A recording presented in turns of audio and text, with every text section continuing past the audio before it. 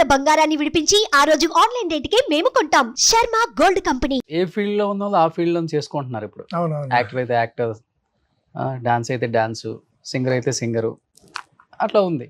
మీరేంటి ఒక్కసారిగా కొరియోగ్రఫీ చేస్తూ ప్రణవి సింగర్, ఒక హాట్ టాపిక్ అన్నమాట. అటు పాట ఇటు ఆట. ఈ సాంగ్స్ చేసి చేసి చేసి ప్రేమ చిగురించిందే. మనం కూడా ప్రేమిద్దాం, ప్రేమించి పెళ్లి చేసుకుందాం. అంటే నాకు బేసిక్ గా పాట అంటే చాలా ఇష్టం. ఆబ్వియస్ గా మనం ఉన్న ప్రొఫెషన్ డాన్స్ అయినా కూడా పాట మీదే కాబట్టి పాట అంటే చాలా ఇష్టము. అండ్ టీవీలో సూపర్ సింగర్ ప్రోగ్రామ్ కూడా వచ్చేది అప్పుడు. And other than dance programs డెఫినెట్గా ఇంట్లో అందరు కూడా సింగింగ్ ప్రోగ్రామ్ చూసేవారు. అందరికీ పాటలు ఇష్టం. సో ఇంట్లో అందరితో పాటు సరదా కూర్చొని చూసేటప్పుడు ఎందుకో ప్రణవిని చూసినప్పుడల్లా చాలా సింపుల్గా, చాలా యూనో చాలా అందంగా, చాలా సింపుల్గా నాకు ఎందుకు బాగా నచ్చేది. అద్దాలు పెట్టుకొని ఏదో తెలియని ఒక అమాయకత్వం and you know talent, loaded with full talent. Okay. So ఇలా చూసినప్పుడల్లా అనిపించేది. So all of the sudden ఒకరోజు ఇది మా టీవీ అవార్డ్స్ ఏదో జరుగుతున్నాయి, మ్యూజిక్ అవార్డ్స్. దానికి నేను కొరియోగ్రఫీ చేస్తున్నాను.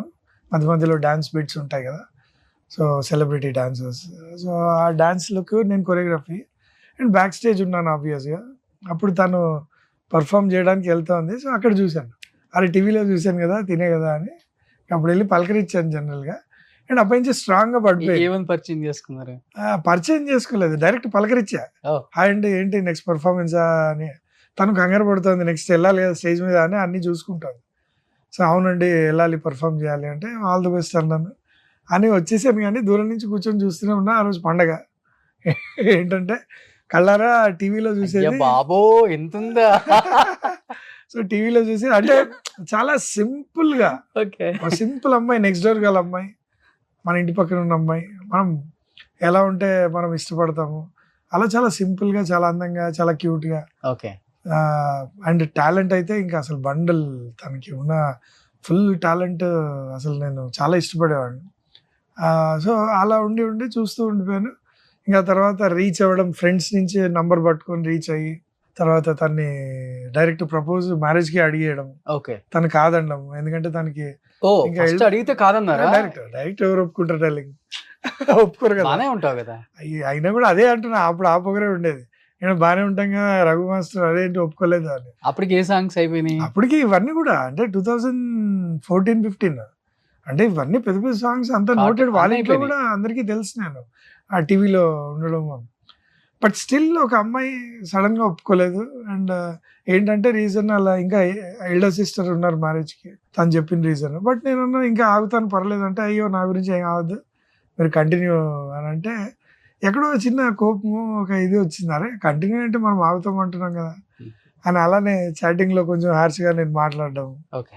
తర్వాత మళ్ళీ ఒక 6 months గ్యాప్, ఆ తర్వాత మళ్ళీ తన దగ్గర నుంచి మెసేజ్ రావడము, హ్యాపీ రిపబ్లిక్ డే అని ర్యాండమ్గా వచ్చినట్టుంది. తను అందరికీ గ్రూపులు కొట్టేస్తారు కదా మెసేజ్, హ్యాపీగా ఫీల్ అవ్వడం, ఆ తర్వాత ఫోన్ చేయడము, తర్వాత మాటలు ఎందుకో నార్మల్గా అయిపోవడము. తను అప్పుడే ఎస్పీ గారితో టూర్ కానీ లండన్ వెళ్తుంది, నేను షూటింగ్ కానీ బ్యాంకాక్ వెళ్తున్నాను. సో ఇదేదో టైం బాగుంది కదా అని వాయిస్ మెసేజ్ పెట్టేశాను. సో ఈసారి అడ్వాంటేజ్ ఏం లేదు, just be like friends, but still ఒక ప్రపోజల్ పెడుతున్నాను, వద్దనుకుంటే వద్దు అన్నట్టు పెట్టాను. తను కూడా వాయిస్ మెసేజ్కి రియాక్ట్ అయ్యి మా ఇంట్లో వాళ్ళు ఒప్పుకుంటే నాకేం ప్రాబ్లం లేదని చెప్పి. ఏమని పెట్టారు? అదే నువ్వు ఒప్పుకుంటే పెళ్లి చేసుకుంటాను, బట్ ఈ టైం మటుకు అడ్వాంటేజ్ ఏం తీసుకోవట్లేదు, మళ్ళా మాట్లాడుతున్నావు అని చెప్పి నేను వెంటనే మళ్ళా నేను పోక్ చేయట్లేదు. ఏదో నాకు అనిపించింది, ఇంకోసారి పాజిటివ్గా అడుగుతున్నా, వద్దనుకుంటే కనుక ఫ్రెండ్స్ లాగా ఉందాము, ప్రాబ్లం లేదు. బట్ తను వాయిస్ మెసేజే పెట్టింది ఏంటంటే, ఫ్యామిలీ ఒప్పుకుంటే నాకేం ప్రాబ్లం లేదు. ఆ తర్వాత నుంచి ఇంక ఇంట్లో వాళ్ళని గెలవడం స్టార్ట్ చేశాను.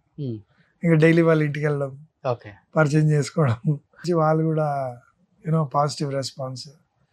6 months తర్వాత దాన్ని ఉంటుంది కదా, ఇప్పుడు అమ్మాయిని ఇస్తున్నారంటే కొంచెం ఆచితూచి ఇవ్వాల్సిందే కదా, ఎంత మనం నోన్ ఫేస్ అయినా ఎంత ఇదైనా కూడా జాగ్రత్తగా ఇవ్వాల్సిందే కదా. అండ్ అలానే చూసి పాపం నాకు ఒకసారి ఒప్పుకునేసరికి చాలా హ్యాపీగా ఫీల్ అయ్యి ఇక అలా లైఫ్ స్టార్ట్ అయింది మా ఇద్దరు. తాళి కట్టేటప్పుడు ఫీలింగ్ ఏంటి? అరే హ్యాపీ సాధించావురా? అనుకున్న అమ్మాయిని చేసుకున్నామని, ఆ, అంతే కదా. అంతే. అనుకున్న అమ్మాయిని చేసుకుంటున్నాం అంటే అది ఎంతో సాధించడం డెఫినెట్. సో ఆ feeling and inner feeling basic గా చాలా హ్యాపీ ఫీలింగ్. ఏంటంటే బేసిక్ గా నేను ఎలా ఉంటానో తను కూడా అలానే. చాలా ఎక్స్ట్రోవర్ట్ ఏం కాదు, ఇంట్రోవర్ట్స్. ఎక్కువ సోషల్ మీడియా, ఎక్కువ హంగామా ఏం లేదు. చాలా సూపర్ సింపుల్ లైఫ్. అండ్ హంగామా ఎక్కువ ఉండదు, ఏదున్నా నార్మల్గా. సో అలా ఉంటది కాబట్టి తను నాకు సూట్ అయ్యే. అంటే ఒకళ్ళనొకళ్ళు అర్థం చేసుకొని పెళ్లి చేసుకోలేదు తొందరగా. మీరు చూసావు, ఇష్టపడ్డావు, బాగుంటదని సినిమాలో చూసినట్టే ఉంది. సేమ్ 6 months ఏదైతే జర్నీ సేమ్ సినిమాలో ఉన్నట్టే ఉంది. ఇప్పుడు 6 months ఏదైతే జర్నీ స్టార్ట్ చేశాను అన్నాను, డైలీ వాళ్ళ ఇంటికి వెళ్ళడము. పెళ్లి చేసుకుందాం అని ఫిక్స్ అయిపోయాక తెలిసింది ఇంకా 6 నెలలు ఇంటికి వెళ్ళటం. ఇంకా వాళ్ళు ఒప్పుకోలేదు అప్పటికి. ఒప్పుకోపోయినా ఇంట్లో వాళ్ళు కూడా ఒప్పుకోలేదు. బట్ ఏదో ఫ్రెండ్ లాగా జనరల్ గా వెళ్ళేవాడిని, వాళ్ళు కూడా ఫ్రెండ్ లాగానే ట్రీట్ చేసేవాళ్ళు. ఆ 6 months తర్వాత అడిగాను అంటే వాళ్ళ మదర్ని, ఇలా ఇప్పటికైనా ఓకేనా కాదా ఒకసారి చెప్పండి అని. సో ఆ 6 months కూడా అడ్వాంటేజ్ ఏదో వాళ్ళు ఒప్పుకోలేదు. ఒప్పుకోకుండానే నేను జనరల్ గా ఫ్రెండ్ లాగా వెళ్ళేవాడిని. ఇన్ కేస్ ప్రణవి కాకపోతే ఎవరిని చేసుకుందాం? అది ఊహ కూడా లేదు అసలు, ఎందుకంటే అది మైండ్ లో లేదు. ఇంకోటి ఏంటంటే అదే అంటారు కదా, ఒకసారి గెలిచిన తర్వాత ఓటమి గురించి ఆలోచించకూడదు. సో గెలిచేసాం అంతే. బట్ పెళ్ళైన తర్వాత ఎక్కువ ఎవరు అర్థం చేసుకున్నారు? బేసిక్ గా పేషెన్స్ ఎవరికి ఎక్కువ? తనని అడిగితే తనకే ఎక్కువ పేషెన్స్. ఓకే. నేను కొంచెం బయట ఉన్నంత స్మూతింగ్ కాదు, జనరల్ గా కొంచెం కోపము అవి తెలుసు. సో తను కూడా ఏంటంటే చాలా చాలా ఓపిక ఎక్కువ, తనకి చాలా ఓపిక ఎక్కువ. అండ్ అర్థం చేసుకుంటది చాలా. అండ్ నాకు ఏమంటారు, నేర్పివ్వడానికి ట్రై చేస్తుంది. ఇలా కాదు, నువ్వు వెళ్తున్న దారి ఇది కాదు ఇది అని చెప్పడానికి చాలా ట్రై చేస్తుంది. అదే ఇది ఇప్పుడు హెల్త్ ఇష్యూలో కూడా అదే కదా ప్రాబ్లం. సో చాలాసార్లు పాపం ఇనిషియేటివ్ ఉన్నప్పుడు ఒక టాబ్లెట్తో పోయేది, డాక్టర్ దగ్గరికి వెళ్దాము, కేరింగ్ ఎక్కువ తను, వెళ్దాము అని ఎన్నోసార్లు చెప్పేది. బెల్ట్ కూర్చుకుంది కదా పోనీ దానికి ఏమైంది అని నేను కేర్లెస్గా ఉండేవాడు. కోపడుతుంటావు ప్రణవి మీద కూడా? కోపం అనేది ఏం లేదు, కానీ అట్లా కోపం ఏం లేదు అసలు. ఆ రేంజ్ కోపాలు అవన్నీ ఏముండవు. జనరల్గా మామూలుగానే ఉంటుంది. ఇంట్లో పై చేయి తందేనా? అలా ఏం లేదు, బట్ పై చేయి ఇవ్వాలి మనము. అండ్ డెఫినెట్ గా 100% ఇస్తాను. అండ్ తను డెసిషన్స్ బాగుంటాయి. తను ఏదైనా చెప్పినా కూడా దానికి ఒక మీనింగ్ ఉంటుంది. అది మనం కొంచెం మన పై చేయి ఉండాలని అర్థం చేసుకుంటాం, కానీ బేసిక్గా దాన్ని కరెక్ట్గా ఆలోచిస్తే కరెక్ట్గా. అంటే రఘు మాస్టర్ని చేసుకున్న తర్వాత మీ కెరీర్ అయితే యాజ్ యూజువల్గా వెళ్ళిపోతుంది, కానీ తన జర్నీ మటుకు ఇండస్ట్రీలో ఆగిపోయింది కొంతవరకు. కొంచెం ఆగింది. అవును.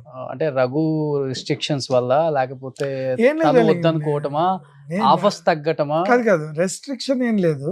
ఎందుకంటే నేను ఎంత ఎంకరేజ్ అండ్ నాకే తన పాట అంటేనే ఇష్టపడే కదా చేసుకున్నది. సో అలాంటి పాటను మనం ఎక్కడ ఆపేస్తాం? ఆపకూడదు, ఆపలేము. అండ్ ఆ పాటే ఇష్టం మనకు. సో బేసిక్ ఏంటంటే కొన్నిసార్లు ఏం జరుగుతుంది అంటే, ఇప్పుడు మ్యారేజ్ జరిగింది, ఆల్రెడీ ఒక సెటిల్డ్ పర్సన్తో జరిగింది. కొంతమంది మిత్ ఉంటుంది ఏంటంటే, ఇంకేంటి సెటిల్ అయిపోయారు వీళ్ళకి అవసరం లేదులే అని కొంతమంది ఉంటారు. ఇండస్ట్రీ వాళ్ళే ఉంటారు. అంటే వీళ్ళకి ఏం అవసరం ఉంటుంది, ఇంకా ప్రణవికి హ్యాపీగా రఘు దొరికేశాడు, సో ఇంకా స్ట్రగుల్ అవుతున్న వాళ్ళు చాలా మంది ఉన్నారు కదా, వాళ్ళకి హెల్ప్ చేద్దాము. సో ఇలా కొన్నిసార్లు కొంతమంది దగ్గర అలా ఉంటుంది. అండ్ కొన్నిసార్లు ఓకే 6 months రెస్ట్లో ఉంటారేమో, ఇప్పుడే పెళ్ళయింది కదా కొత్తగా, అప్పుడే పిలవడం ఎందుకనో. సో ఇలాంటివన్నీ కొన్ని జరుగుతాయి, ఏదో స్టకింగ్ పాయింట్ ఉంటుంది.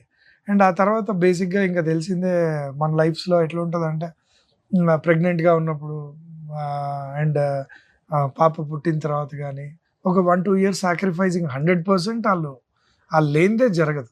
సో బేసిక్గా వాళ్ళు అదే ఆడవాళ్ళకు ఉన్న ఒక గొప్ప నేచర్ ఏంటంటే, ఎదుటోడిని ముందు ఉండి నడిపిస్తారు. అలా నన్ను ఎంకరేజ్ చేస్తూ తను కొంచెం బ్యాక్అవుట్ అయింది, బట్ స్టిల్ ఇప్పుడు వచ్చేసి బాధపడుతుంది ఎప్పుడన్నా కొంత ఉంటుంది కదా. ఏంటంటే స్టక్ అయింది ఒక లెవెల్లో. బట్ నాకెంత ఇష్టం అంటే, ఇప్పుడు సోషల్ మీడియా కూడా బాగా డెవలప్ అయిపోయింది.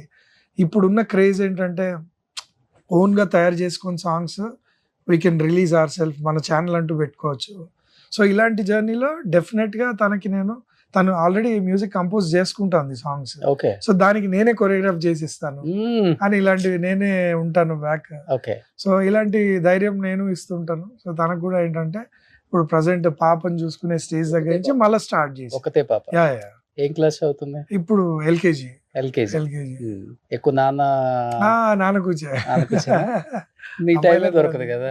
టైం దొరికినప్పుడు మాక్సిమం ఇంట్లోనే ఉంటాను, ఎక్కడికి వెళ్ళను బయటికి. సో ఇంట్లో ఉంటాను అండ్ ఆబ్వియస్గా సో నాతో టైం స్పెండ్ చేస్తుంటుంది. ఇద్దరం కలిసి వెళ్ళిపోతుంటాం, వాళ్ళ అమ్మకి రెస్ట్ ఇస్తాము. ఓకే. ఇద్దరం కలిసి మాల్కో ఎటో వెళ్ళిపోతాం, కొంచెం ఆడించుకుంది. ఎందుకంటే నేను లేనప్పుడు తను ఎక్కువ చూసుకుంటూ ఉంటుంది కాబట్టి ఆ రెస్ట్ ఇచ్చేస్తుంది. సుమన్ టీవీలో మీ పర్సనల్ అండ్ బిజినెస్ ప్రమోషన్స్ కోసం కింది నెంబర్కి కాంటాక్ట్ చేయండి.